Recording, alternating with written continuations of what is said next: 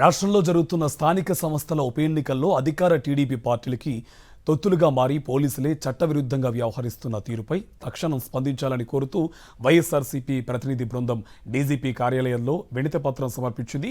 గత 4 రోజులుగా డీజీపీని కలిసేందుకు ప్రయత్నిస్తున్న అందుకు అపాయింట్మెంట్ ఇవ్వకపోవడంతో వైఎస్ఆర్సీపీ నేతలు నేరుగా డీజీపీ కార్యాలయానికి వెళ్లారు. డీజీపీ అందుబాటులో లేకపోవడంతో కార్యాలయ సిబ్బందికి వినతిపత్రం అందజేశారు. అంతకుముందు వైఎస్ఆర్సీపీ నేతలు డీజీపీ కార్యాలయానికి వెళ్లగా వారిని లోనికి అనుమతించలేదు. పదే విజ్ఞప్తి చేయగా నలుగురికి మాత్రమే అనుమతి ఇచ్చారు. వారిని కలిసేందుకు కూడా డీజీపీ నిరాకరించారు.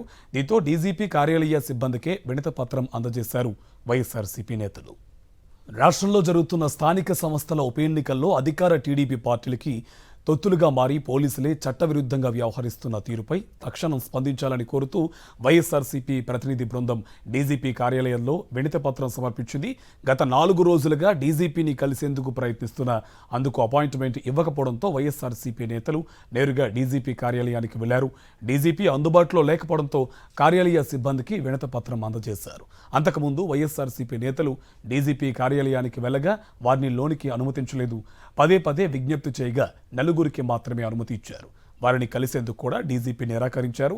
దీంతో డీజీపీ కార్యాలయ సిబ్బందికే వినతిపత్రం అందజేశారు వైఎస్ఆర్సీపీ నేతలు.